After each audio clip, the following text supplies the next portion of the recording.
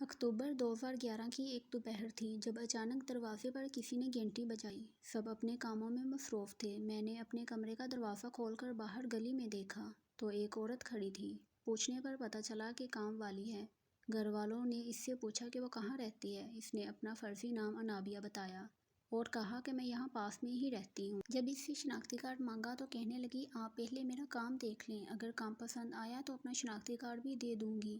ہم نے کام پر رکھ لیا اور اگلے دن اس نے کام شروع کر لیا اور بڑے اچھے طریقے سے کام کرنے لگی۔ جاتے جاتے برتن بھی دھو گئی۔ میری بہن اور والدہ بہت خوش ہوئے۔ چلو اچھی کام کرنے والی مل گئی ہے۔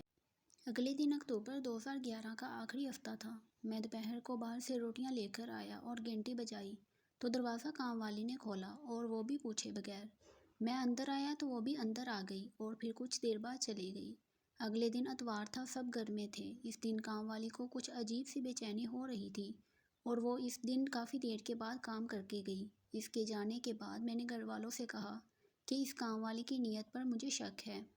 لیکن گھر والوں نے سنی انسنی کر دی۔ اگلے دن وہ کام پر جلدی آ گئی تھی۔ میرے ابو بینک چلے گئے اور بہنیں اوپر چھت پر تھیں اور میں اپنے کمرے میں سو رہا تھا کہ اچانک میرے دروازے پر کسی نے دستک دی۔ میں نے سوتے ہوئے پوچھا کہ کون ہے تو ایک آدمی کی آواز تھی۔ کہنے لگا دروازہ کھولو، میں CID سے ہوں، آپ کے گھر طالبان آ گئے ہیں۔ پہلے تو میں حیران ہوا لیکن پھر میں نے دروازہ کھول دیا تو ایک آدمی پستول لے کر اندر آ گیا اور مجھے نیچے لے گیا جہاں پہلے ہی سے میرے گھر والوں کو قید کر رکھا تھا۔ میں نے اداکاری شروع کر دی کہ میری کمر میں درد ہو رہا ہے، لیکن میری امی نے مجھے چپ ہونے کو کہا اور وہ لوگ سامان لوٹنے لگے۔ کچھ دیر بعد گھنٹی بجی تو ایک ڈاکو میری بہن سے کہتا ہے چلو تمہارے پاپا آ گئے ہیں، دروازہ کھولو۔ خیر میرے ابو کو بھی وہ اندر لے آئے۔ میں نے دوبارہ ڈاکوؤں کو تنگ کرنا شروع کر دیا تو وہ ڈاکو میرے پاس آ گئے اور ایک نے میرا گلا دبانے کی کوشش کی۔ میں چور چور کہنا شروع کر دیا۔ میری امی نے بڑی مشکل سے مجھے بچایا۔ خیر وہ سامان لوٹ کر اور ہمیں کمرے میں بند کر کے چلے گئے۔ میں نے کچن سے آواز دی تو وہ ہمارے ساتھ والوں نے آ کر دروازہ کھولا۔